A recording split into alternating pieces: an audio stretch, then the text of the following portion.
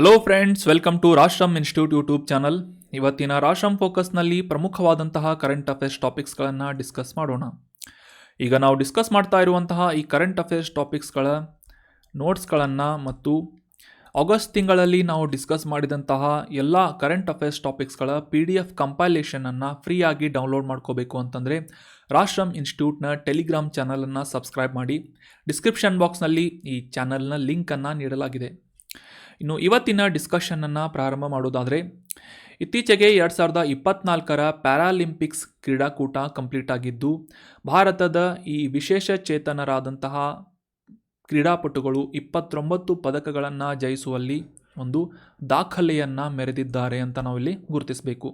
ಐತಿಹಾಸಿಕವಾಗಿ ಮೊದಲ ಬಾರಿಗೆ 29 ಪದಕಗಳನ್ನು ಭಾರತದ ಈ ಪ್ಯಾರಾಲಿಂಪಿಕ್ ಕ್ರೀಡಾಪಟುಗಳು ಪಡೆದುಕೊಂಡಿದ್ದು, ಇವುಗಳಲ್ಲಿ 7 ಚಿನ್ನ, 9 ಬೆಳ್ಳಿ ಮತ್ತು 13 ಕಂಚಿನ ಪದಕಗಳನ್ನು ಇನ್ಕ್ಲೂಡ್ ಮಾಡಲಾಗಿದೆ. 2020ರ ಟೋಕಿಯೋ ಪ್ಯಾರಾಲಿಂಪಿಕ್ ಕ್ರೀಡಾಕೂಟಕ್ಕೆ ಕಂಪೇರ್ ಮಾಡಿದರೆ 19 ಪದಕಗಳಿಂದ 10 ಪದಕಗಳನ್ನು ಹೆಚ್ಚಿಸಿಕೊಳ್ಳುವುದರೊಂದಿಗೆ 2024ರಲ್ಲಿ ಒಟ್ಟು 29 ಸಂಖ್ಯೆಯ ಪದಕಗಳನ್ನು ಈ ಕ್ರೀಡಾಪಟುಗಳು ಪಡೆದುಕೊಂಡಿದ್ದಾರೆ ಅಂತ ನಾವೆಲ್ಲ ಗುರುತಿಸಬೇಕಾಗುತ್ತೆ. ಇವತ್ತಿನ ಮೊದಲನೇ ಆರ್ಟಿಕಲ್ ಕೂಡ ವಿಶೇಷ ಚೇತನರಿಗೆ ಸಂಬಂಧಿಸಿದಂತಹ ಒಂದು ಇಂಪಾರ್ಟೆಂಟ್ ಮಾಹಿತಿಯಾಗಿದ್ದು, ಸುಗಮ್ಯ ಭಾರತ್ ಅನ್ನುವ ಅಪ್ಲಿಕೇಶನ್ ಬಗ್ಗೆ ಈ ಒಂದು ಆರ್ಟಿಕಲ್ನಲ್ಲಿ ಡೀಟೇಲ್ ಆಗಿ ಅಂಡರ್ಸ್ಟ್ಯಾಂಡ್ ಮಾಡ್ಕೋಣ. 2021ನೇ ಇಸವಿಯಲ್ಲಿ ಸಾಮಾಜಿಕ ನ್ಯಾಯ ಮತ್ತು ಸಬಲೀಕರಣ ಸಚಿವಾಲಯದ ಮೂಲಕ, ಅದರ ಅಡಿಯಲ್ಲಿ ಕಾರ್ಯನಿರ್ವಹಿಸುವಂತಹ ಒಂದು ಪ್ರಮುಖ ಇಲಾಖೆ ವಿಕಲಾಂಗ ವ್ಯಕ್ತಿಗಳ ಸಬಲೀಕರಣ ಅಥವಾ department of empowerment of person with disability ಅನ್ನುವ ಈ ಇಲಾಖೆಯ ಮೂಲಕ ಈ ಸುಗಮ್ಯ ಭಾರತ್ ಅನ್ನುವ ಅಪ್ಲಿಕೇಶನ್, ಮೊಬೈಲ್ ಅಪ್ಲಿಕೇಶನನ್ನು ಅಭಿವೃದ್ಧಿಪಡಿಸಲಾಗಿತ್ತು. ಇದರ ಮುಖ್ಯ ಉದ್ದೇಶ ಏನು ಅಂತಂದರೆ, ಭಾರತದಾದ್ಯಂತ ವಾಸಿಸ್ತಾ ಇರುವಂತಹ ಎಲ್ಲ ಅಂಗವಿಕಲರು ಮತ್ತು ವೃದ್ಧರಿಗೆ ಈ ಸಾರ್ವಜನಿಕ ಇನ್ಫ್ರಾಸ್ಟ್ರಕ್ಚರ್ಗಳನ್ನು ಆಕ್ಸೆಸ್ ಮಾಡಿಕೊಳ್ಳುವಂತಹ ನಿಟ್ಟಿನಲ್ಲಿ ಅನುಕೂಲ ಆಗುವಂತಹ ಒಂದು ಪ್ರಮುಖ ಉದ್ದೇಶವನ್ನು ಸುಗಮ್ಯ ಭಾರತ್ ಅನ್ನುವ ಅಪ್ಲಿಕೇಶನ್ ಹೊಂದಿದೆ ಅಂತ ನಾವು ಸಿಂಪಲ್ಲಾಗಿ ನೋಟ್ ಮಾಡಿಟ್ಕೋಬೇಕು.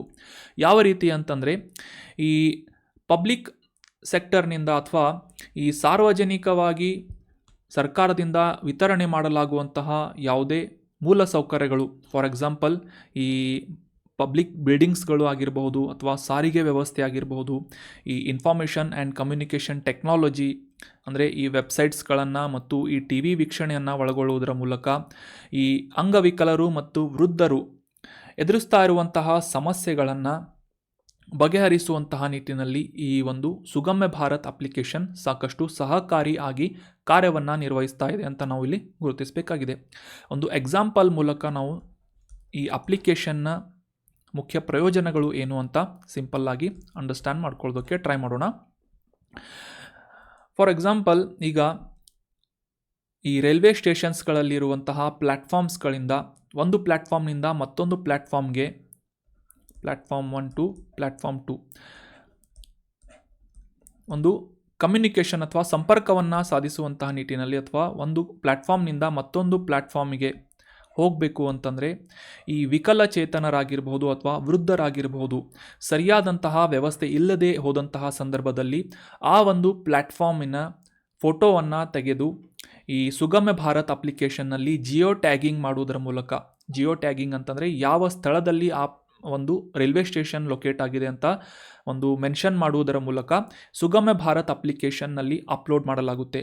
ಸೊ ಆ ಒಂದು ಅಪ್ಲೋಡ್ ಮಾಡಲಾದಂತಹ ಫೋಟೋವನ್ನು ಅಥವಾ ಆ ಒಂದು ಮಾಹಿತಿಯನ್ನು ಸಂಬಂಧಪಟ್ಟಂತಹ ಇಲಾಖೆಗೆ ವರ್ಗಾವಣೆ ಮಾಡಿ ಆ ಸಮಸ್ಯೆಗಳನ್ನು ಬಗೆಹರಿಸುವಂತಹ ನಿಟ್ಟಿನಲ್ಲಿ ಮತ್ತು ಮುಂದಿನ ದಿನಗಳಲ್ಲಿ ಈ ಅಂಗವಿಕಲರು ಮತ್ತು ವೃದ್ಧರಿಗೆ ಆ ಪ್ಲ್ಯಾಟ್ಫಾರ್ಮ್ಗಳಿಗೆ ಸಂಪರ್ಕವನ್ನು ಸಾಧಿಸುವಂತಹ ನಿಟ್ಟಿನಲ್ಲಿ ಅಥವಾ ಆ ಒಂದು ಮೂಮೆಂಟನ್ನು ಮಾಡುವಂತಹ ಒಂದು ನಿಟ್ಟಿನಲ್ಲಿ ಅನುಕೂಲ ಆಗುವಂತಹ ಒಂದು ಕ್ರಮಗಳನ್ನು ಮತ್ತು ಆ ಸಮಸ್ಯೆಗಳನ್ನು ಬಗೆಹರಿಸುವಂತಹ ಒಂದು ಕೆಲಸಗಳನ್ನು ಮಾಡಲಾಗುತ್ತೆ.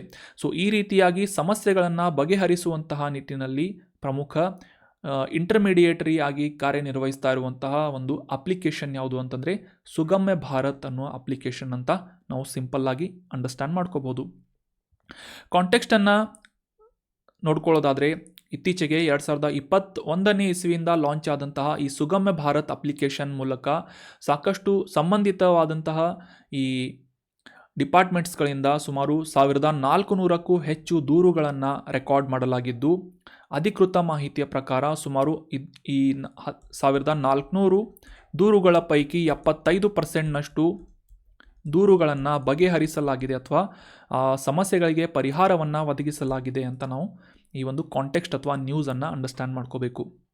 ಸುಗಮ್ಯ ಭಾರತ್ ಅಪ್ಲಿಕೇಶನ್ನ ಪ್ರಯೋಜನಗಳು ಏನು ಅಂತ ಕ್ಲಿಯರ್ ಆಯಿತು ಅಂತ ಅನ್ಕೋತೀನಿ. ಇದನ್ನು 2021ನೇ ಇಸವಿಯಲ್ಲಿ ಕೇಂದ್ರ ಸಾಮಾಜಿಕ ನ್ಯಾಯ ಮತ್ತು ಸಬಲೀಕರಣ ಸಚಿವಾಲಯದ ಅಡಿಯಲ್ಲಿ ಕಾರ್ಯನಿರ್ವಹಿಸ್ತಾ ಇರುವಂತಹ department of empowerment of person with disability DEPWD ಅನ್ನುವ ಇಲಾಖೆಯ ಮೂಲಕ, ಕನ್ನಡದಲ್ಲಿ ವಿಕಲಾಂಗ ವ್ಯಕ್ತಿಗಳ ಸಬಲೀಕರಣ ಇಲಾಖೆಯ ಮೂಲಕ ಲಾಂಚ್ ಮಾಡಲಾಗಿತ್ತು ಅಂತ ಸಿಂಪಲ್ ಆಗಿ ನಾವು ಇಲ್ಲಿ ಅಂಡರ್ಸ್ಟ್ಯಾಂಡ್ ಮಾಡ್ಕೋಬೇಕು. ಇನ್ನು ಈ ಸುಗಮ್ಯ ಭಾರತ್ ಅಪ್ಲಿಕೇಶನ್ ಏನಿದೆ, ಇದು ಆರ್ಟಿಫಿಷಿಯಲ್ ಇಂಟೆಲಿಜೆನ್ಸ್ ಮೂಲಕ ಸಾಕಷ್ಟು ಟೆಕ್ನಾಲಜಿಕಲ್ಲಿ ಅಪ್ಗ್ರೇಡೇಷನನ್ನು ಮಾಡಲಾಗಿದ್ದು, ಸದ್ಯಕ್ಕೆ ಸುಮಾರು ಭಾರತದ 10 ಭಾಷೆಗಳನ್ನು ಅಂದರೆ ಬಹುಭಾಷಾ ಇಂಟರ್ಫೇಸಸ್ಗಳನ್ನು ಕೂಡ ಒಳಗೊಂಡಿದೆ. ಅಂದರೆ ಭಾರತದ 10 ಭಾಷೆಗಳಲ್ಲೂ ಕೂಡ ಈ ಮೊಬೈಲ್ ಅಪ್ಲಿಕೇಶನ್ ಆಪರೇಟ್ ಮಾಡ್ತಾ ಇದೆ ಅಂತ ನಾವು ಇಲ್ಲಿ ಅಬ್ಸರ್ವ್ ಮಾಡ್ಬೋದು. ಮತ್ತು ಈ ಆರ್ಟಿಫಿಷಿಯಲ್ ಇಂಟೆಲಿಜೆನ್ಸ್ ಕೃತಕ ಬುದ್ಧಿಮತ್ತೆಯ ತಂತ್ರಜ್ಞಾನದೊಂದಿಗೆ ಡ್ರಿವನ್ ಆದಂತಹ ಚಾಟ್ ಬಾಟನ್ನು ಕೂಡ ಇಲ್ಲಿ ಒದಗಿಸಲಾಗಿದೆ. ಚಾಟ್ ಬಾಟ್ ಅಂತಂದರೆ ಈ ಚಾಟ್ GPT ನಿಮಗೆಲ್ಲ ಅದರ ಬಗ್ಗೆ ಅವೇರ್ ಆಗಿದ್ದೀರಿ ಅಂತ ಅನ್ಕೋತೀನಿ. ಚಾಟ್ ಬಾಟ್ ಅಂತಂದರೆ ನೀವು ಆ ಒಂದು ಅಪ್ಲಿಕೇಶನ್ನಲ್ಲಿ ಯಾವುದೇ ಒಂದು ಮೆಸೇಜನ್ನು ಅಥವಾ ಯಾವುದೇ ಒಂದು ಮಾಹಿತಿಯ ಬಗ್ಗೆ ಕ್ವಶನನ್ನು ಕೇಳಿದರೆ ಅದಕ್ಕೆ ಸಂಬಂಧಪಟ್ಟಂತಹ ಕರೆಕ್ಟ್ ಆದಂತಹ ಸಾಕಷ್ಟು ನಿಖರವಾದಂತಹ ಮಾಹಿತಿಯನ್ನು ಆನ್ಸರ್ ಮಾಡಲಾಗುತ್ತೆ. ಸೊ ಈ ಒಂದು ಆರ್ಟಿಫಿಷಿಯಲ್ ಇಂಟೆಲಿಜೆನ್ಸ್ ಚಾಲಿತ ಚಾಟ್ ಬಾಟ್ ವ್ಯವಸ್ಥೆಯನ್ನು ಕೂಡ ಸುಗಮ್ಯ ಭಾರತ್ ಅಪ್ಲಿಕೇಶನ್ನಲ್ಲಿ ಮಾಡಲಾಗಿದೆ ಅಂತ ನಾವು ಇಲ್ಲಿ ಅಬ್ಸರ್ವ್ ಮಾಡ್ಬೋದು. ಸೊ 2021ರಲ್ಲಿ ಈ ಒಂದು ಅಪ್ಲಿಕೇಶನನ್ನು ಲಾಂಚ್ ಮಾಡುವಂತಹ ನಿಟ್ಟಿನಲ್ಲಿ ಕಾರ್ಯನಿರ್ವಹಿಸುವಂತಹ ಸಂಸ್ಥೆಗಳು ಯಾವುವು ಅಂತಂದರೆ NGO ಮಿಷನ್ ಆಕ್ಸೆಸಿಬಿಲಿಟಿ ಅನ್ನುವ ನಾನ್ ಗೌರ್ಮೆಂಟ್ ಆರ್ಗನೈಸೇಷನ್, ಸರ್ಕಾರೇತರ ಸಂಸ್ಥೆ ಮತ್ತು ಈ ಸಂಶೋಧನಾ ಸಂಸ್ಥೆಯಾದಂತಹ iSTEM ಅನ್ನುವ ಈ 2 ಪ್ರಮುಖವಾದಂತಹ ಸಂಸ್ಥೆಗಳ ಪಾರ್ಟ್ನರ್ಶಿಪ್ನೊಂದಿಗೆ ಈ ಸುಗಮ್ಯ ಭಾರತ್ ಅಪ್ಲಿಕೇಶನನ್ನು ಅಭಿವೃದ್ಧಿಪಡಿಸಲಾಗಿದೆ ಅಂತ ನಾವು ಇಲ್ಲಿ ಅಬ್ಸರ್ವ್ ಮಾಡ್ಬೋದು. ಇನ್ನು ಇದರ ಉದ್ದೇಶಗಳನ್ನು ಆಲ್ರೆಡಿ ನಾವು ಕ್ಲಿಯರ್ ಮಾಡ್ಕೊಂಡ್ವಿ. ಮುಖ್ಯವಾಗಿ ಈ ಸಾರ್ವಜನಿಕ ಸ್ಥಳಗಳಲ್ಲಿ ಆಕ್ಸೆಸಿಬಿಲಿಟಿಯನ್ನು ಕನ್ಫರ್ಮ್ ಮಾಡುವಂತಹ ನಿಟ್ಟಿನಲ್ಲಿ ಸಾರ್ವಜನಿಕ ಸ್ಥಳಗಳಲ್ಲಿ ಪ್ರವೇಶವನ್ನು ಮುಖ್ಯವಾಗಿ ಈ ವಿಕಲಚೇತನರಿಗೆ ಆಗಿರ್ಬೋದು ಅಥವಾ ವೃದ್ಧರಿಗೆ ಆಗಿರ್ಬೋದು, ಸೊ ಅವರಿಗೆ ಆಕ್ಸೆಸಿಬಿಲಿಟಿಯನ್ನು ಒದಗಿಸಿಕೊಡುವಂತಹ ನಿಟ್ಟಿನಲ್ಲಿ ಮತ್ತು ಅವರು ಈ ಪಬ್ಲಿಕ್ ಇನ್ಫ್ರಾಸ್ಟ್ರಕ್ಚರನ್ನು ಉಪಯೋಗಿಸಿಕೊಳ್ಳುವಂತಹ ಒಂದು ನಿಟ್ಟಿನಲ್ಲಿ ಯಾವುದಾದ್ರೂ ಸಮಸ್ಯೆಗಳು ಅಥವಾ ದೂರುಗಳನ್ನು ಹೊಂದಿದರೆ ಈ ಗೂಗಲ್ ಮ್ಯಾಪಿಂಗ್ ಮೂಲಕ ಜಿಯೋ ಟ್ಯಾಗಿಂಗ್ ಮಾಡುವುದರ ಮೂಲಕ ಆ ಫೋಟೋಸ್ಗಳನ್ನು ತೆಗೆದು ಸುಗಮ್ಯ ಭಾರತ್ ಅಪ್ಲಿಕೇಶನ್ನಲ್ಲಿ ಅಪ್ಲೋಡ್ ಮಾಡಿದರೆ ನಿರ್ದಿಷ್ಟವಾದಂತಹ ಸಮಸ್ಯೆಗೆ ಸಂಬಂಧಪಟ್ಟಂತಹ ಇಲಾಖೆಗೆ ಆ ಒಂದು ಸಮಸ್ಯೆಯನ್ನು ಅಥವಾ ದೂರುಗಳನ್ನು ವರ್ಗಾವಣೆ ಮಾಡಲಾಗುತ್ತೆ. ಸೊ ಇದರ ಮೂಲಕ ಆ ವ್ಯಕ್ತಿ ಹೊಂದಿರುವಂತಹ ಕಾಳಜಿ ಅಥವಾ ಕುಂದುಕೊರತೆಗಳನ್ನು ಬಗೆಹರಿಸಲಾಗುತ್ತದೆ ಅಂತ ನಾವು ಇಲ್ಲಿ ಅಬ್ಸರ್ವ್ ಮಾಡ್ಬೋದು. ಸೊ ಅಪ್ಲೋಡ್ ಮಾಡಲಾಗುವಂತಹ ಫೋಟೋ ದೂರುಗಳನ್ನು ದಾಖಲಿಸಿ ಸಂಬಂಧಿತ ಅಧಿಕಾರಿಗಳಿಗೆ ಅಥವಾ ಇಲಾಖೆಗಳಿಗೆ ರವಾನಿಸಲಾಗುತ್ತೆ. ಸೊ ಈ ಮೂಲಕ 2021ರಿಂದ ರೆಕಾರ್ಡ್ ಆದಂತಹ ಸುಮಾರು 1400 ಕೇಸಸ್ ಅಥವಾ ಕಂಪ್ಲೇಂಟ್ಸ್ಗಳಲ್ಲಿ 75%ನಷ್ಟು ದೂರುಗಳನ್ನು ಪರಿಹರಿಸಲಾಗಿದೆ ಅಂತ ಈ ಒಂದು ಮಾಹಿತಿಯನ್ನು ಪಬ್ಲಿಷ್ ಮಾಡಲಾಗಿತ್ತು. So that is the reason we have discussed about Sugamya Bharat application. Clear ಆಯಿತು ಅಂತ ಅನ್ಕೋತೀನಿ. ಇನ್ನು ಮುಂದಿನ ಡಿಸ್ಕಷನನ್ನು ಕಂಟಿನ್ಯೂ ಮಾಡೋದಕ್ಕಿಂತ ಮುಂಚೆ ಕಳೆದ ಸೆಷನ್ನಲ್ಲಿ ಕೇಳಲಾದಂತಹ ಒಂದು ಪ್ರಮುಖವಾದಂತಹ ಪ್ರಶ್ನೆ, Indira Gandhi memorial park tulip park ಎಲ್ಲಿದೆ ಅಂತ ಗುರುತಿಸಬೇಕಾಗಿತ್ತು. ಆಪ್ಷನ್ಸ್ಗಳಲ್ಲಿ ಶ್ರೀನಗರ್, ಮುಂಬೈ, ಕಲ್ಕತ್ತಾ ಅಥವಾ ಚೆನ್ನೈ ಅಂತ ನೀಡಲಾಗಿದ್ದು, ಸರಿಯಾದ ಉತ್ತರ ಏನು ಅಂತಂದರೆ ಜಮ್ಮು ಕಾಶ್ಮೀರ ಕೇಂದ್ರಾಡಳಿತ ಪ್ರದೇಶದ ಶ್ರೀನಗರ್ ಸ್ಥಳದಲ್ಲಿ ಇಂದಿರಾ ಗಾಂಧಿ ಟುಲಿಪ್ ಸ್ಮಾರಕ ಉದ್ಯಾನ ಅಥವಾ Indira Gandhi tulip memorial park locate ಆಗಿದೆ ಅಂತ ನಾವು ಇಲ್ಲಿ ಅಬ್ಸರ್ವ್ ಮಾಡಬೇಕು. So option 1 Srinagar is right answer. ಈ ಇಮೇಜ್ನಲ್ಲಿ ಕಾಣ್ತಾ ಇರುವಂತಹ ಸುಂದರ ಹೂವುಗಳನ್ನು ಟುಲಿಪ್ ಹೂಗಳು ಅಂತ ಕರೀತಾರೆ. ಸೊ ಈ ರೀತಿಯಾದಂತಹ ವಿಶೇಷ ಪ್ರಭೇದದ ಟುಲಿಪ್ ಹೂವುಗಳ ಒಂದು ಸುಂದರವಾದಂತಹ ಉದ್ಯಾನವನವನ್ನು ಜಮ್ಮು ಕಾಶ್ಮೀರದ ಶ್ರೀನಗರದಲ್ಲಿ ನಾವೆಲ್ಲ ಕಾಣಬಹುದು. ಹಿಂದೆ ಇದನ್ನು ಮಾಡೆಲ್ ಫ್ಲೋರಿಕಲ್ಚರ್ ಸೆಂಟರ್ ಅಂತ ಗುರುತಿಸ್ತಾ ಇದ್ರು. ಆದರೆ ಇದರ ಮರುನಾಮಕರಣ ಮಾಡಿ ಮುಂದೆ ಇಂದಿರಾ ಗಾಂಧಿ ಸ್ಮಾರಕ ತುಲಿಪ್ ಉದ್ಯಾನ ಅಂತ ಇದನ್ನು ಗುರುತಿಸಲಾಗುತ್ತೆ. ಇತ್ತೀಚೆಗೆ ಈ ಉದ್ಯಾನ ನ್ಯೂಸ್ನಲ್ಲಿ ಯಾಕೆ ಇತ್ತು ಅಂತ ಕಾಂಟೆಕ್ಸ್ಟನ್ನು ಅಂಡರ್ಸ್ಟ್ಯಾಂಡ್ ಮಾಡ್ಕೊಳ್ಳೋದಾದರೆ, ಈ ಲಂಡನ್ನಿನ ವರ್ಲ್ಡ್ ಬುಕ್ ಆಫ್ ರೆಕಾರ್ಡ್ನಲ್ಲಿ ಏಷ್ಯಾದ ಅತಿ ದೊಡ್ಡ ತುಲಿಪ್ ಉದ್ಯಾನ ಅಂತ ಶ್ರೀನಗರದ ಈ ಇಂದಿರಾ ಗಾಂಧಿ ಸ್ಮಾರಕ ತುಲಿಪ್ ಉದ್ಯಾನವನವನ್ನು ಆ ಒಂದು ಪಟ್ಟಿಯಲ್ಲಿ ಸೇರಿಸಲಾಗಿದೆ ಅಂತ ನ್ಯೂಸ್ನಲ್ಲಿ ಪಬ್ಲಿಷ್ ಆಗಿತ್ತು. ಸೊ ಹೀಗಾಗಿ ಈ ಇಂದಿರಾ ಗಾಂಧಿ ಸ್ಮಾರಕ ಮೆಮೋರಿಯಲ್ ತುಲಿಪ್ ಪಾರ್ಕ್ ಬಗ್ಗೆ ನಾವು ಈಗ ಅಂಡರ್ಸ್ಟ್ಯಾಂಡ್ ಮಾಡ್ಕೊಳ್ಳೋದಕ್ಕೆ ಟ್ರೈ ಮಾಡೋಣ. ಆಲ್ರೆಡಿ ಡಿಸ್ಕಸ್ ಮಾಡಿದ ಹಾಗೆ ಸುಮಾರು 30 ಹೆಕ್ಟೇರ್ ಪ್ರದೇಶದಲ್ಲಿ ವ್ಯಾಪಿಸಿರುವಂತಹ ಏಷ್ಯಾದ ಅತಿ ದೊಡ್ಡ ತುಲಿಪ್ ಹೂವುಗಳ ಒಂದು ಆಕರ್ಷಕ ಉದ್ಯಾನವನ ಇಂದಿರಾ ಗಾಂಧಿ ಸ್ಮಾರಕ ತುಲಿಪ್ ಉದ್ಯಾನ ಅಂತ ನಾವು ಇಲ್ಲಿ ಅಬ್ಸರ್ವ್ ಮಾಡ್ಬೋದು.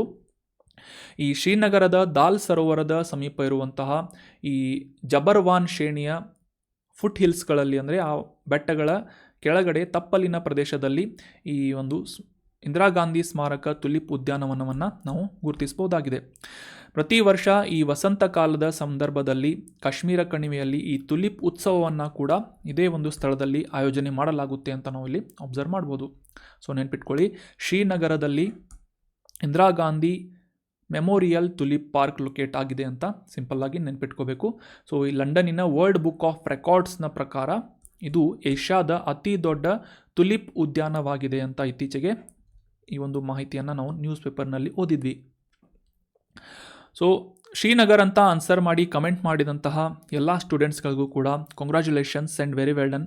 ಇದೇ ರೀತಿಯಾಗಿ ಡಿಸ್ಕಷನ್ನಲ್ಲಿ ಭಾಗವಹಿಸೋಕ್ಕೆ ಟ್ರೈ ಮಾಡಿ. ಏನಾದರೂ ಡೌಟ್ಸ್ ಇದ್ದರೆ ಕಮೆಂಟ್ ಬಾಕ್ಸ್ನಲ್ಲಿ ಕಮೆಂಟ್ ಮಾಡ್ತಾ ಇರಿ ಅಂತ ಹೇಳ್ತಾ ಇವತ್ತಿನ ಪ್ರಶ್ನೆ ಏನು ಅಂತ ನೋಡೋಣ.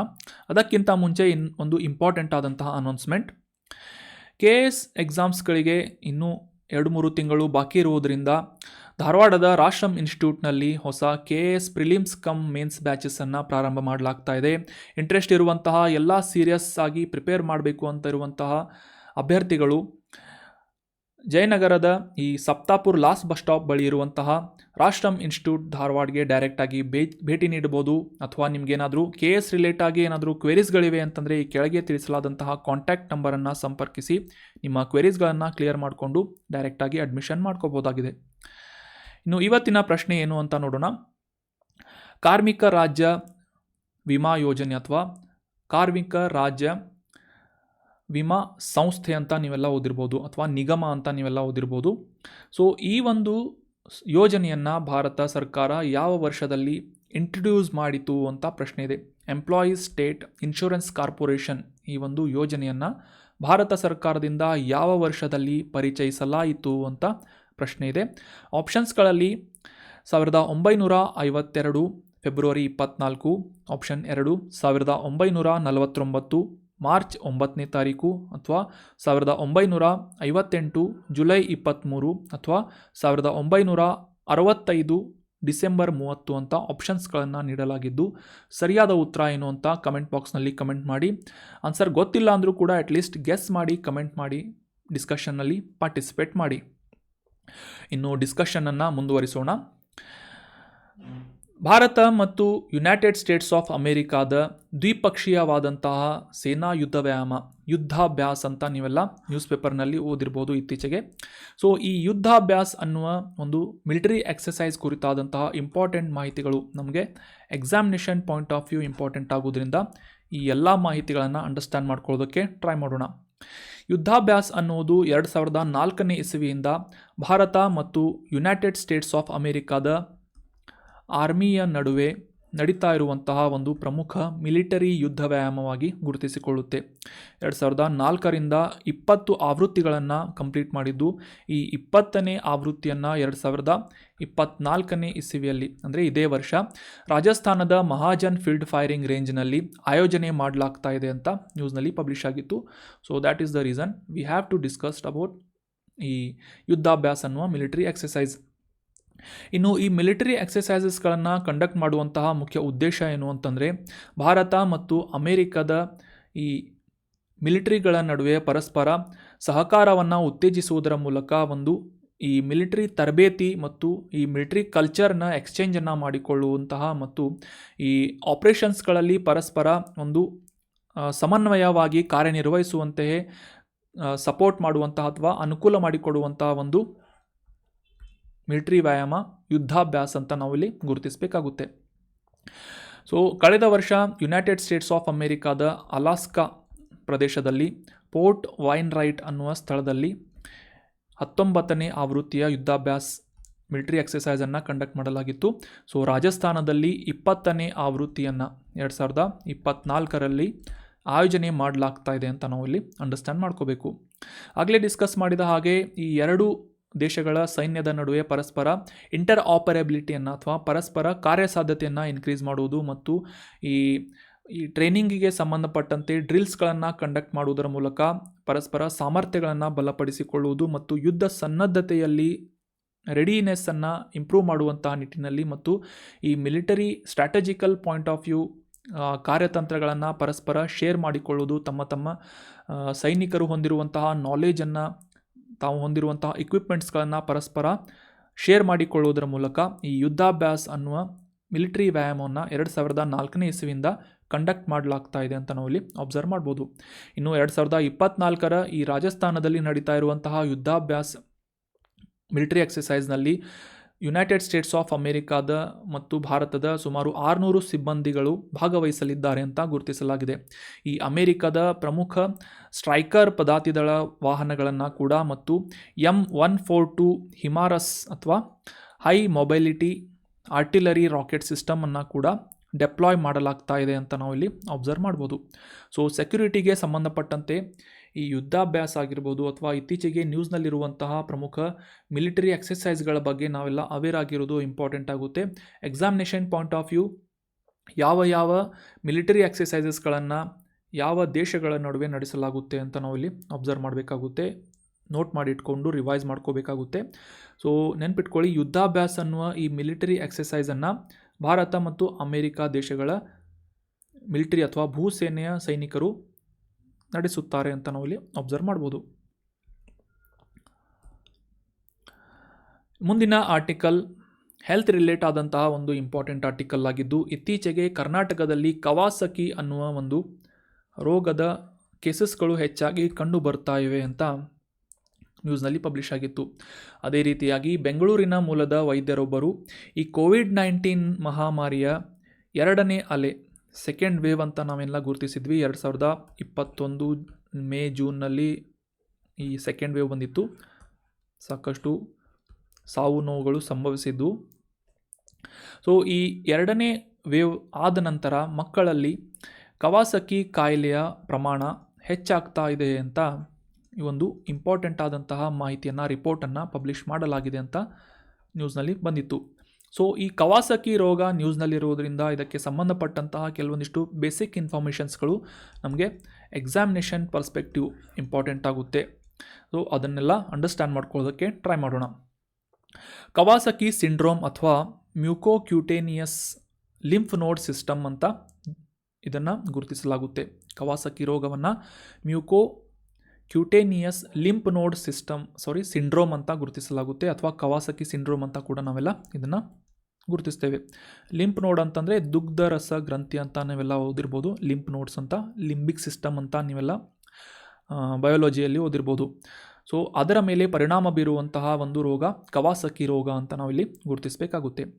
ಇದು ಒಂದು ಅಪರೂಪದ ಕಾಯಿಲೆಯಾಗಿದ್ದು ಮುಖ್ಯವಾಗಿ ಚಿಕ್ಕ ಮಕ್ಕಳು ಅಂದರೆ 5 ವರ್ಷಕ್ಕಿಂತ ಕಡಿಮೆ ವಯಸ್ಸಿನ ಮಕ್ಕಳಲ್ಲಿ ಹೆಚ್ಚಿನ ಸಂಖ್ಯೆಯಲ್ಲಿ ರೆಕಾರ್ಡ್ ಆಗುವಂತಹ ಒಂದು ರೋಗ ಆಗಿದೆ. ಜ್ವರ ಅಥವಾ ರಕ್ತನಾಳಗಳ ಉರಿಯೂತ ಈ ರೀತಿಯಾದಂತಹ ಲಕ್ಷಣಗಳನ್ನು ಹೊಂದಿರುವಂತಹ ಮತ್ತು ಹೃದ್ರೋಗದ ಸಾಮಾನ್ಯ ರೂಪದಲ್ಲಿ ಈ ಕವಾಸಕಿ ಕಾಯಿಲೆಯನ್ನು ಗುರುತಿಸಲಾಗುತ್ತೆ. ಡೀಟೇಲ್ ಆಗಿ ಅಂಡರ್ಸ್ಟ್ಯಾಂಡ್ ಮಾಡ್ಕೊಳ್ಳೋದಾದರೆ, ಸ್ಪೆಸಿಫಿಕ್ ಆಗಿ ಇದು ಈ ರಕ್ತನಾಳಗಳ ಮೇಲೆ ಇನ್ಫ್ಲಮೇಷನನ್ನು ಅಥವಾ ಉರಿಯೂತವನ್ನು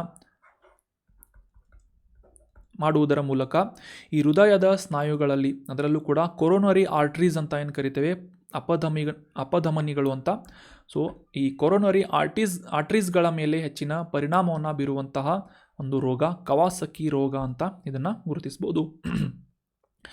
ಈ ದುಗ್ಧರಸ ಗ್ರಂಥಿಗಳು ಅಥವಾ ಲಿಂಬಿಕ್ ಸಿಸ್ಟಮ್ ಅಂತ ನಾನು ಹೇಳಿದೆ, ಲಿಂಪ್ ನೋಡ್ಸ್ ಅಂತ. ಸೊ ದುಗ್ಧರಸ ಗ್ರಂಥಿಗಳು ಚರ್ಮ, ಮಗುವಿನ ಬಾಯಿ, ಮೂಗು, ಗಂಟಲಿನ ಲೋಳೆ ಪೊರೆ ಸಮಸ್ಯೆಗಳಂಥ ಕೆಲವೊಂದಿಷ್ಟು ಲಕ್ಷಣಗಳನ್ನು ಈ ಕವಾಸಕಿ ರೋಗ ಉಂಟು ಮಾಡುತ್ತದೆ.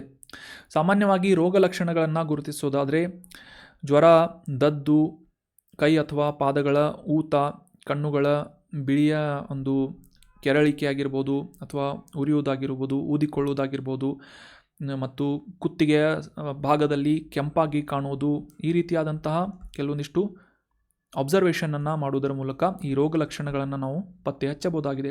ಸ್ಪೆಸಿಫಿಕ್ ಆಗಿ ಈ ಲಿಂಫ್ ನೋಡ್ಸ್ಗಳ ಮೇಲೆ ಪರಿಣಾಮ ಬೀರುವಂತಹ ಬಾಯಿ, ತುಟಿ, ಗಂಟಲಿನ ಕಿರಿಕಿರಿ, ಉರಿಯೂತ, ಈ ರೀತಿಯಾದಂತಹ ಲಕ್ಷಣಗಳು ಸಾಮಾನ್ಯವಾಗಿ ಕಂಡುಬರುತ್ತವೆ ಕವಾಸಕಿ ರೋಗಕ್ಕೆ ಸಂಬಂಧಿಸಿದಂತೆ. ಇನ್ನು ಇದರ ಇತಿಹಾಸವನ್ನು ಗಮನಿಸುವುದಾದರೆ 1967ನೇ ಇಸವಿಯಲ್ಲಿ ಜಪಾನಿನ ಟೊಮಿಸಾಕು ಕವಾಸಕಿ ಅವರಿಂದ ಮೊದಲ ಬಾರಿಗೆ ಈ ಕವಾಸಕಿ ರೋಗದ ಬಗ್ಗೆ ಡೀಟೇಲ್ ಆದಂತಹ ಸ್ಟಡಿಯನ್ನು ಮಾಡಿ ವಿವರಣೆಯನ್ನು ನೀಡಲಾಗಿತ್ತು ಅಥವಾ ವಿವರಣೆಯನ್ನು ಪಬ್ಲಿಷ್ ಮಾಡಲಾಗಿತ್ತು.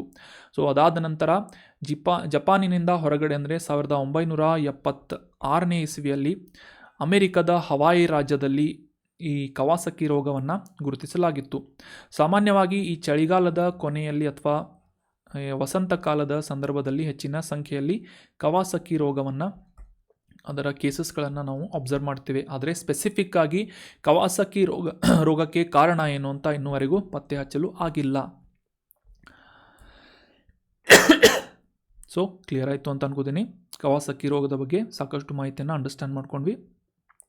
ಇದು ಸ್ಪೆಸಿಫಿಕ್ ಆಗಿ ಈ ರಕ್ತನಾಳಗಳು ಮತ್ತು ಈ ಕೊರೋನರಿ ಆರ್ಟರಿ ಮೇಲೆ ಹೆಚ್ಚಿನ ಪರಿಣಾಮವನ್ನು ಬೀರುವಂತಹ ರೋಗ ಆಗಿದೆ ಮತ್ತು 5 ವರ್ಷ ಅಥವಾ ಚಿಕ್ಕ ಮಕ್ಕಳಲ್ಲಿ ಹೆಚ್ಚಿನ ಸಂಖ್ಯೆಯಲ್ಲಿ ಈ ಕವಾಸಕಿ ರೋಗದ ಕೇಸಸ್ಗಳನ್ನು ಪತ್ತೆ ಹಚ್ಚಲಾಗ್ತಾ ಇದೆ.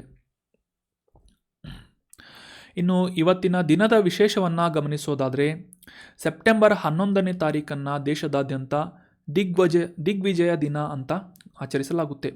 ಇದರ ಹಿನ್ನೆಲೆಯನ್ನು ಅಥವಾ ಸ್ಫೂರ್ತಿಯನ್ನು ಗಮನಿಸೋದಾದರೆ 1893 ಸೆಪ್ಟೆಂಬರ್ 11ನೇ ತಾರೀಕಿನಂದು ನಮ್ಮ ಭಾರತ ದೇಶ ಕಂಡಂತಹ ಕ್ರಾಂತಿಕಾರಿ ದೇಶಭಕ್ತ ಸಂತ ಅಂತ ಗುರುತಿಸಿಕೊಳ್ಳುವಂತಹ ಸ್ವಾಮಿ ವಿವೇಕಾನಂದರು ಅಮೆರಿಕದ ಶಿಕಾಗೋದಲ್ಲಿ ಆಯೋಜನೆಯಾದಂತಹ ಸರ್ವಧರ್ಮ ಸಮ್ಮೇಳನದಲ್ಲಿ ಭಾಗವಹಿಸಿ ಭಾರತದ ಈ ಸನಾತನ ಸಂಸ್ಕೃತಿಯ ಬಗ್ಗೆ ಮತ್ತು ಅದರ ಉದಾತ್ತತೆಯ ಬಗ್ಗೆ ಸವಿಸ್ತಾರವಾಗಿ ಜಗತ್ತಿಗೆ ಪರಿಚಯವನ್ನು ಮಾಡಿದರು. ಅಷ್ಟೇ ಅಲ್ಲದೆ ಸರ್ವಧರ್ಮ ಸಹಿಷ್ಣುತೆಯ ಸಾಮರಸ್ಯದ ಕುರಿತಾದಂತಹ ಸಂದೇಶವನ್ನು ಕೂಡ ಇದೇ ಒಂದು ಸಂದರ್ಭದಲ್ಲಿ ಜಗತ್ತಿಗೆ ತಿಳಿಯಪಡಿಸಿದ್ರು.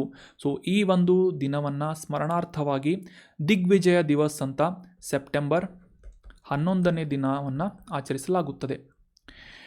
ಇನ್ನು ಇವತ್ತಿನ ಇನ್ನೊಂದು ಇಂಪಾರ್ಟೆಂಟ್ ಆದಂತಹ ಐತಿಹಾಸಿಕ ಒಂದು ಮಹತ್ವವನ್ನು ಗಮನಿಸೋದಾದರೆ 1730ನೇ ಇಸವಿಯಲ್ಲಿ ಈ ರಾಜಸ್ಥಾನದ ಪ್ರದೇಶದಲ್ಲಿ ಕೆಜಾರ್ಲಿ ಅನ್ನುವ ಸ್ಥಳದಲ್ಲಿ ಸುಮಾರು 363 ಜನರನ್ನು ಆ ಒಂದು ಪ್ರದೇಶದಲ್ಲಿ ರಾಜನಾಗಿ ಆಡಳಿತ ಮಾಡ್ತಾ ಇದ್ದಂತಹ ರಾಜನಿಂದ ಕೊಲ್ಲಲಾಗಿತ್ತು.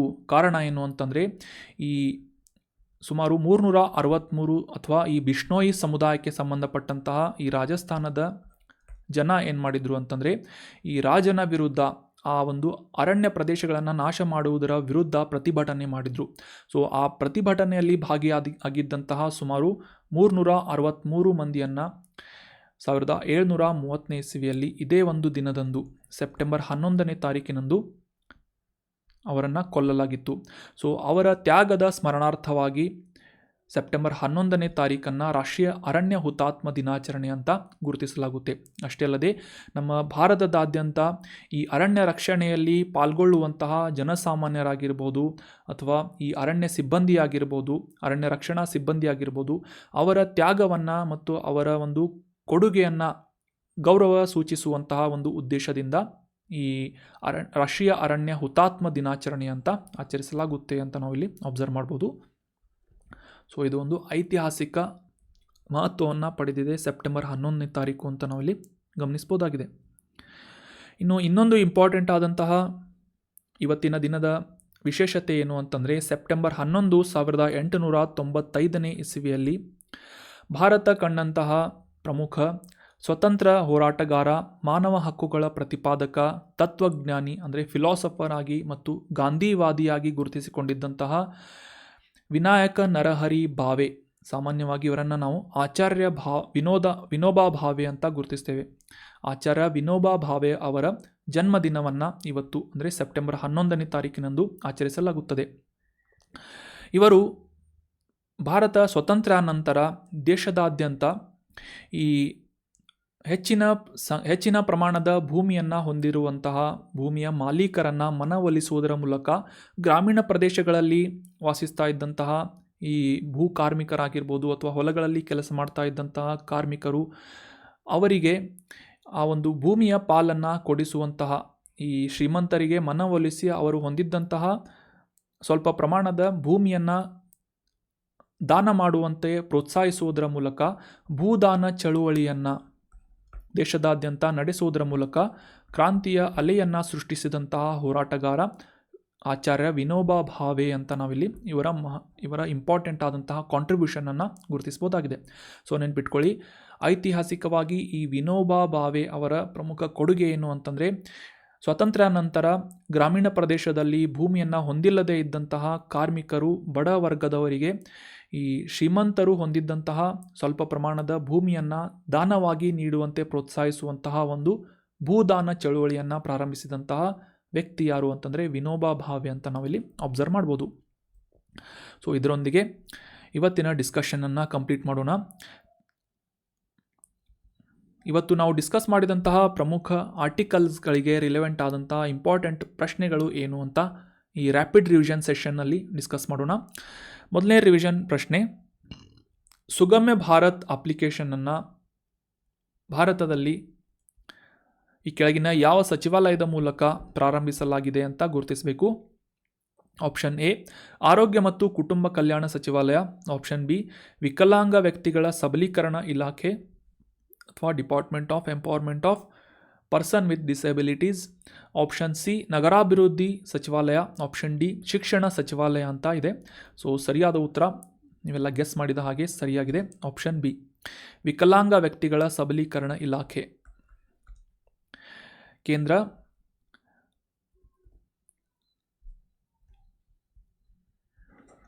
ಜಸ್ಟಿಸ್ ಆ್ಯಂಡ್ ಎಂಪವರ್ಮೆಂಟ್ ಸಚಿವಾಲಯದ ಮೂಲಕ ಅಥವಾ ಅಡಿಯಲ್ಲಿ ಕಾರ್ಯನಿರ್ವಹಿಸುವಂತಹ ಈ department of empowerment of person with disability ಅನ್ನುವ ಇಲಾಖೆಯ ಮೂಲಕ 2021ನೇ ಇಸವಿಯಲ್ಲಿ ಸುಗಮ್ಯ ಭಾರತ್ ಮೊಬೈಲ್ ಅಪ್ಲಿಕೇಶನನ್ನು ಲಾಂಚ್ ಮಾಡಲಾಗಿತ್ತು ಅನ್ನೋದು ಸರಿಯಾದಂಥ ಆನ್ಸರ್ ಆಗುತ್ತೆ. ಮುಂದಿನ ಪ್ರಶ್ನೆ ಏನು ಅಂತ ನೋಡೋಣ.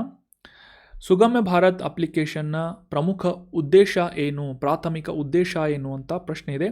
ಆಪ್ಷನ್ ಎ ಆರೋಗ್ಯ ಮಾಹಿತಿಯನ್ನು ಒದಗಿಸುವುದು, ಆಪ್ಷನ್ ಬಿ ಸಾರ್ವಜನಿಕ ಮೂಲ ಸೌಕರ್ಯಗಳಲ್ಲಿ ಪ್ರವೇಶಿಸುವಿಕೆಯನ್ನು ಸಮಸ್ಯೆಗಳನ್ನು ವರದಿ ಮಾಡುವುದು, ಆಪ್ಷನ್ ಸಿ ಅಂಗವಿಕಲರಿಗೆ ಶೈಕ್ಷಣಿಕ ಸಂಪನ್ಮೂಲಗಳನ್ನು ನೀಡುವುದು, ಆಪ್ಷನ್ ಡಿ ಹಿರಿಯ ನಾಗರಿಕರಿಗೆ ಪ್ರಯಾಣ ಬುಕ್ಕಿಂಗ್ಗಳನ್ನು ಸುಲಭಗೊಳಿಸುವುದು ಅಂತ ಆಪ್ಷನ್ಸ್ಗಳನ್ನು ನೀಡಲಾಗಿದೆ. ಸೊ ಇಲ್ಲಿ ಕರೆಕ್ಟಾಗಿ ಅಬ್ಸರ್ವ್ ಮಾಡಿ, ಸುಗಮ್ಯ ಭಾರತ್ ಅಪ್ಲಿಕೇಶನ್ ಅಂಗವಿಕಲರು ಮತ್ತು ವೃದ್ಧಾಪ್ಯರಿಗೆ ಅನುಕೂಲವನ್ನು ಮಾಡಿಕೊಡುವಂತಹ ಒಂದು ಪ್ರಮುಖ ಮೊಬೈಲ್ ಅಪ್ಲಿಕೇಶನ್ ಆಗಿದೆ. ಸೊ ಕನ್ಫ್ಯೂಸ್ ಮಾಡಿಕೊಳ್ಳುವಂಥ ನಿಟ್ಟಿನಲ್ಲಿ ಅಂಗವಿಕಲರು ಮತ್ತು ಹಿರಿಯ ನಾಗರಿಕರು ಅಂತ ಆಪ್ಷನ್ಸ್ಗಳನ್ನು ನೀಡಿದ್ರೂ ಸಹಿತ ಶೈಕ್ಷಣಿಕವಾದಂತಹ ಸಂಪನ್ಮೂಲಗಳನ್ನು ಒದಗಿಸುವಂಥ ಉದ್ದೇಶವನ್ನು ಇದು ಹೊಂದಿಲ್ಲ. ಸೊ ಆಪ್ಷನ್ ಸಿ ಎಲಿಮಿನೇಟ್ ಆಗುತ್ತೆ. ಮತ್ತು ಈ ಪ್ರಯಾಣದ ಬುಕ್ಕಿಂಗ್ಗಳನ್ನು ಮಾಡುವಂಥ ನಿಟ್ಟಿನಲ್ಲಿ ಪ್ರಾರಂಭಿಸಲಾದಂತಹ ಅಪ್ಲಿಕೇಶನ್ ಕೂಡ ಇದಲ್ಲ. ಸೊ ಡಿ ಕೂಡ ಎಲಿಮಿನೇಟ್ ಆಗುತ್ತೆ. ಉಳಿದಂತೆ ಈ ಸಾರ್ವಜನಿಕ ಮೂಲ ಸೌಕರ್ಯಗಳನ್ನು ಆಕ್ಸೆಸ್ ಮಾಡಿಕೊಳ್ಳುವಂತಹ ನಿಟ್ಟಿನಲ್ಲಿ ವೃದ್ಧಾಪ್ಯರು ಮತ್ತು ಅಂಗವಿಕಲರಿಗೆ ಅನುಕೂಲ ಮಾಡುವಂತೆ ಮತ್ತು ಅವರು ಎದುರಿಸ್ತಾ ಇರುವಂತಹ ಸಮಸ್ಯೆಗಳನ್ನು ವರದಿ ಮಾಡುವಂತಹ ಒಂದು ಇಂಟರ್ಫೇಸ್ ಆಗಿ ಸುಗಮ್ಯ ಭಾರತ್ ಅಪ್ಲಿಕೇಶನ್ ಕಾರ್ಯವನ್ನು ನಿರ್ವಹಿಸ್ತಾ ಇದೆ. Option B is right answer ಅಂತ ನಾವು ಇಲ್ಲಿ ಅಬ್ಸರ್ವ್ ಮಾಡ್ಬೋದು. ಈ ಸಾರ್ವಜನಿಕ ಮೂಲ ಸೌಕರ್ಯಗಳು ಅವರು ಈ ಪಬ್ಲಿಕ್ ಬಿಲ್ಡಿಂಗ್ಸ್ಗಳಾಗಿರ್ಬೋದು, ಈ ಸಾರಿಗೆ ಅಥವಾ ಈ ಕಟ್ಟಡಗಳಲ್ಲಿ ಅವರು ಹೊಂದಿರುವಂತಹ ಸಮಸ್ಯೆಗಳನ್ನು ವರದಿ ಮಾಡುವಂತಹ ಒಂದು ಇಂಟರ್ಫೇಸ್ ಆಗಿ ಸುಗಮ್ಯ ಭಾರತ್ ಅಪ್ಲಿಕೇಶನನ್ನು ಗುರುತಿಸಲಾಗ್ತಾ ಇದೆ. ಮುಖ್ಯವಾಗಿ ಅಂಗವಿಕಲರು ಮತ್ತು ವೃದ್ಧರಿಗೆ ಅನುಕೂಲ ಆಗುವಂತೆ ಅವರ ಸಮಸ್ಯೆಗಳನ್ನು ವರದಿ ಮಾಡುವಂತೆ ಒಂದು ಇಂಟರ್ಮಿಡಿಯೇಟರಿ ಅಪ್ಲಿಕೇಶನನ್ನು ಇಲ್ಲಿ ಪ್ರಾರಂಭಿಸಲಾಗಿದೆ. 2021ರಲ್ಲಿ ಇದನ್ನು ಪ್ರಾರಂಭಿಸಲಾಗಿತ್ತು ಕೇಂದ್ರದ ಈ ಜಸ್ಟಿಸ್ ಆ್ಯಂಡ್ ಎಂಪವರ್ಮೆಂಟ್ ಸಚಿವಾಲಯದ ಅಡಿಯಲ್ಲಿ ಅಂತ ನಾವು ಇಲ್ಲಿ ಅಬ್ಸರ್ವ್ ಮಾಡ್ಬೋದು. ಮುಂದಿನ ರಿವಿಷನ್ ಪ್ರಶ್ನೆ ಏನು ಅಂತ ನೋಡೋಣ. 2024ರ ಆವೃತ್ತಿಯ ಯುದ್ಧಾಭ್ಯಾಸ್ ಅನ್ನುವ ಈ ಮಿಲಿಟರಿ ವ್ಯಾಯಾಮವನ್ನು ಯಾವ ಸ್ಥಳದಲ್ಲಿ ನಡೆಸಲಾಗ್ತಾ ಇದೆ ಅಂತ ಪ್ರಶ್ನೆ ಇದೆ. Option A Fort Wainwright ಅಂತ ಇದೆ, ಅಲಾಸ್ಕಾ, ಆಪ್ಷನ್ ಬಿ ಭಾರತದ ನವದೆಹಲಿ, ಆಪ್ಷನ್ ಸಿ ರಾಜಸ್ಥಾನದ ಮಹಾಜನ್ ಫೀಲ್ಡ್ ಫೈರಿಂಗ್ ರೇಂಜ್ ಅಥವಾ ಆಪ್ಷನ್ ಡಿ ಭಾರತದ ಬೆಂಗಳೂರು ನಗರ ಅಂತ ಇದೆ. ಸರಿಯಾದ ಉತ್ತರ ರಾಜಸ್ಥಾನದ ಮಹಾಜನ್ ಫೀಲ್ಡ್ ಫೈರಿಂಗ್ ರೇಂಜ್ನಲ್ಲಿ 2024 ಯುದ್ಧ ವ್ಯಾಯಾಮ್ ಮಿಲಿಟರಿ ಎಕ್ಸಸೈಸನ್ನು ಕಂಡಕ್ಟ್ ಮಾಡಲಾಗ್ತಾ ಇದೆ ಅನ್ನೋದು ಸರಿಯಾದಂಥ ಆನ್ಸರ್ ಆಗುತ್ತೆ. Option C is right answer. ಮುಂದಿನ ಪ್ರಶ್ನೆಯನ್ನು ಡಿಸ್ಕಸ್ ಮಾಡಿ ಡೀಟೇಲ್ ಆಗಿ ಇದರ ಬಗ್ಗೆ ತಿಳ್ಕೊಳ್ಳೋಣ. ಈ ಕೆಳಗಿನ ಯಾವ 2 ದೇಶಗಳು ಈ ಯುದ್ಧಾಭ್ಯಾಸ್ ಅನ್ನುವ ಮಿಲಿಟರಿ ಎಕ್ಸಸೈಸ್ನಲ್ಲಿ ಅಥವಾ ಯುದ್ಧ ವ್ಯಾಯಾಮದಲ್ಲಿ ಭಾಗವಹಿಸುತ್ತವೆ ಅಂತ ಪ್ರಶ್ನೆ ಇದೆ. ಆಪ್ಷನ್ ಎ ಭಾರತ ಮತ್ತು ಚೀನಾ, ಆಪ್ಷನ್ ಬಿ ಭಾರತ ಮತ್ತು ಜಪಾನ್, ಆಪ್ಷನ್ ಸಿ ಭಾರತ ಮತ್ತು USA, ಆಪ್ಷನ್ ಡಿ ಭಾರತ ಮತ್ತು ರಷ್ಯಾ ಅಂತ ನೀಡಲಾಗಿದ್ದು ಸರಿಯಾದ ಉತ್ತರ option C United States of America ಮತ್ತು ನಮ್ಮ ಭಾರತದ ನಡುವೆ, ಭಾರತದ ಸೈನಿಕ ಸಿಬ್ಬಂದಿಗಳ ನಡುವೆ ವಾರ್ಷಿಕವಾಗಿ ಯುದ್ಧಾಭ್ಯಾಸ್ ಅನ್ನುವ ಈ ಮಿಲಿಟರಿ ಎಕ್ಸಸೈಸನ್ನು ಕಂಡಕ್ಟ್ ಮಾಡಲಾಗ್ತಾ ಇದೆ ಅನ್ನೋದು ಸರಿಯಾದಂಥ ಆನ್ಸರ್ ಆಗುತ್ತೆ. 2004 ಇಸವಿಯಿಂದ ಸುಮಾರು 20 ಯುದ್ಧಾಭ್ಯಾಸ್ ಮಿಲಿಟರಿ ಎಕ್ಸಸೈಸ್ಗಳನ್ನು ಕಂಡಕ್ಟ್ ಮಾಡಲಾಗಿದೆ. ಸೊ 2024 ಈ ಆವೃತ್ತಿಯನ್ನು ಮಹಾಜನ್ ಫೀಲ್ಡ್ ಫೈರಿಂಗ್ ರೇಂಜ್ನಲ್ಲಿ ರಾಜಸ್ಥಾನದ ಈ ಒಂದು ಸ್ಥಳದಲ್ಲಿ ಆಯೋಜನೆ ಮಾಡಲಾಗ್ತಾ ಇದೆ. ಭಾರತ ಮತ್ತು ಯುನೈಟೆಡ್ ಸ್ಟೇಟ್ಸ್ ಆಫ್ ಅಮೇರಿಕಾದ ಸೈನಿಕರುಗಳು ಈ ಯುದ್ಧಾಭ್ಯಾಸ್ ಅನ್ನುವ ಜಾಯಿಂಟ್ ಮಿಲಿಟರಿ ಎಕ್ಸಸೈಸ್ನಲ್ಲಿ ಭಾಗವಹಿಸಲಿದ್ದಾರೆ ಅಂತ ನಾವಿಲ್ಲಿ ಅಬ್ಸರ್ವ್ ಮಾಡ್ಬೋದು. ಸೊ 2 ಸೇನೆಗಳ ನಡುವೆ ಪರಸ್ಪರ ಮಿಲಿಟರಿ ಸಹಕಾರವನ್ನು ಉತ್ತೇಜಿಸುವಂತಹ ಒಂದು ಪ್ರಮುಖ ಉದ್ದೇಶವನ್ನು ಯುದ್ಧಾಭ್ಯಾಸ್ ಅನ್ನುವ ಮಿಲಿಟರಿ ಎಕ್ಸಸೈಸ್ ಹೊಂದಿದೆ. ಇದಕ್ಕೆಲ್ಲ ಒಂದು ಸಪ್ಲಿಮೆಂಟರಿ ಕ್ವಶನ್ ಕೇಳ್ತೀನಿ, ಆನ್ಸರ್ ಮಾಡೋದಕ್ಕೆ ಟ್ರೈ ಮಾಡಿ. ಭಾರತ ಮತ್ತು ಯುನೈಟೆಡ್ ಸ್ಟೇಟ್ಸ್ ಆಫ್ ಅಮೇರಿಕಾದ ನಡುವೆ ನಡೆಸಲಾಗುವಂತಹ ಪ್ರಮುಖ ಜಾಯಿಂಟ್ ಮಿಲಿಟರಿ ಎಕ್ಸಸೈಸ್, ಜಂಟಿ ಮಿಲಿಟರಿ ಎಕ್ಸಸೈಸ್ಗಳು ಯಾವುವು ಅಂತ ಲಿಸ್ಟ್ ಔಟ್ ಮಾಡಿ ಕಮೆಂಟ್ ಬಾಕ್ಸ್ನಲ್ಲಿ ಕಮೆಂಟ್ ಮಾಡಿ. ಇನ್ನು ಮುಂದಿನ ಪ್ರಶ್ನೆ ಏನು ಅಂತ ನೋಡೋಣ. ಕವಾಸಕಿ ಅನ್ನುವ ಹೆಸರಿನ ಕಾಯಿಲೆ, ಇದರ ಪ್ರಮುಖ ಲಕ್ಷಣಗಳು ಏನು ಅಂತ ಪ್ರಶ್ನೆ ಇದೆ. What are the symptoms of Kawasaki disease ಅಂತ ಗುರುತಿಸಬೇಕಾಗಿದೆ. ಆಪ್ಷನ್ ಎ ಕೀಲು ನೋವು ಅಥವಾ ಜಾಯಿಂಟ್ ಪೇನ್ಸ್, ಆಪ್ಷನ್ ಬಿ ಜ್ವರ ಮತ್ತು ರಕ್ತನಾಳಗಳ ಉರಿಯೂತ, ಆಪ್ಷನ್ ಸಿ ದೀರ್ಘಕಾಲದ ಕೆಮ್ಮು ಅಥವಾ ಆಪ್ಷನ್ 4 ಆಪ್ಷನ್ ಡಿ ಶ್ರವಣ ನಷ್ಟ, ಹಿಯರಿಂಗ್ ಲಾಸ್ ಅಂತ ಇದೆ. ಸೊ ಸರಿಯಾದ ಉತ್ತರ ಆಪ್ಷನ್ ಬಿ. ಕವಾಸಕಿ ಕಾಯಿಲೆಯನ್ನು ಹೊಂದಿದಂತಹ ಸಾಮಾನ್ಯವಾಗಿ 5 ವರ್ಷ ಅಥವಾ ಅದಕ್ಕಿಂತ ಕಡಿಮೆ ವಯಸ್ಸಿನ ಮಕ್ಕಳಲ್ಲಿ ಇದು ಹೆಚ್ಚಾಗಿ ಕಂಡುಬರುತ್ತೆ. ಸೊ ಅವರಲ್ಲಿ ಈ ಜ್ವರ ಮತ್ತು ರಕ್ತನಾಳಗಳ ಇನ್ಫ್ಲಮೇಷನ್ ಅಥವಾ ಉರಿಯೂತವನ್ನು ಲಕ್ಷಣಗಳನ್ನು ತೋರಿಸುವಂತಹ ಒಂದು ಕಾಯಿಲೆ ಕವಾಸಕಿ ಕಾಯಿಲೆ ಅಂತ option B is right answer. ಮುಂದಿನ ರಿವಿಷನ್ ಪ್ರಶ್ನೆ. ಕವಾಸಕಿ ಕಾಯಿಲೆಯಿಂದ ಈ ಕೆಳಗಿನ ಯಾವ ವಯಸ್ಸಿನವರು ಸಾಮಾನ್ಯವಾಗಿ ಪ್ರಭಾವಿತರಾಗ್ತಾರೆ ಅಂತ ಪ್ರಶ್ನೆ ಇದೆ. ಆಪ್ಷನ್ ಎ 50 ವರ್ಷ ಅಥವಾ ಅದಕ್ಕಿಂತ ಮೇಲ್ಪಟ್ಟಂತಹ ವಯಸ್ಕರು, ಆಪ್ಷನ್ ಬಿ ಹದಿಹರೆಯದವರು, ಆಪ್ಷನ್ ಸಿ 5 ವರ್ಷದೊಳಗಿನ ಮಕ್ಕಳು ಅಥವಾ ಆಪ್ಷನ್ ಡಿ ಹಿರಿಯ ವ್ಯಕ್ತಿಗಳು ಅಂತ ನೀಡಲಾಗಿದೆ. ಸೊ ಆಲ್ರೆಡಿ ನಾನು ಡಿಸ್ಕಸ್ ಮಾಡಿದೆ ಅಥವಾ ಹಿಂಟನ್ನು ನೀಡಿದೆ. ಸರಿಯಾದ ಉತ್ತರ ಸಿ 5 ವರ್ಷ ಅಥವಾ ಚಿಕ್ಕ ಮಕ್ಕಳಲ್ಲಿ ಕವಾಸಕಿ ಕಾಯಿಲೆ ಹೆಚ್ಚಿನ ಸಂಖ್ಯೆಯಲ್ಲಿ ಕಂಡುಬರುತ್ತೆ ಅಂತ ನಾವಿಲ್ಲಿ ಅಬ್ಸರ್ವ್ ಮಾಡ್ಬೋದು. ಇದು ಮುಖ್ಯವಾಗಿ ಈ ದುಗ್ಧರಸ ಗ್ರಂಥಿಗಳ ಮೇಲೆ ಅಥವಾ ಲಿಂಫ್ ನೋಡ್ಸ್ಗಳ ಮೇಲೆ ಜ್ವರ ಮತ್ತು ರಕ್ತನಾಳಗಳು ಉರಿಯೂತವನ್ನು ಹೊಂದುವುದರ ಮೂಲಕ ಹೃದಯದ ಈ ಒಂದು ಕೊರೊನರಿ ಆರ್ಟ್ರಿ ಮೇಲೆ ಹೆಚ್ಚಿನ ಒಂದು ಇಂಪ್ಯಾಕ್ಟನ್ನು ಮಾಡುವಂತಹ ರೋಗ ಕವಾಸಕಿ ರೋಗ ಅಂತ ನಾವಿಲ್ಲಿ ಅಬ್ಸರ್ವ್ ಮಾಡ್ಬೋದು. ಇದನ್ನು ಮ್ಯೂಕೋಕ್ಯೂಟೇನಿಯಸ್ ಲಿಂಫ್ ನೋಡ್ ಸಿಂಡ್ರೋಮ್ ಅಂತ ಕೂಡ. So that was all about today's discussion friends. Discussion ಹೇಗೆ ಅನ್ನಿಸ್ತು ಅಂತ ಕಮೆಂಟ್ ಬಾಕ್ಸ್ನಲ್ಲಿ ಕಮೆಂಟ್ ಮಾಡಬೇಕು. ಏನಾದರೂ ಡೌಟ್ಸ್ಗಳಿದ್ರೆ ಕಮೆಂಟ್ ಮಾಡಿ, ಡಿಸ್ಕಷನ್ನಲ್ಲಿ ಭಾಗವಹಿಸೋಕ್ಕೆ ಟ್ರೈ ಮಾಡಿ, ಆನ್ಸರ್ ಗೊತ್ತಿದ್ದರೆ ಕಮೆಂಟ್ ಮಾಡಿ. Thank you so much. Have a nice day.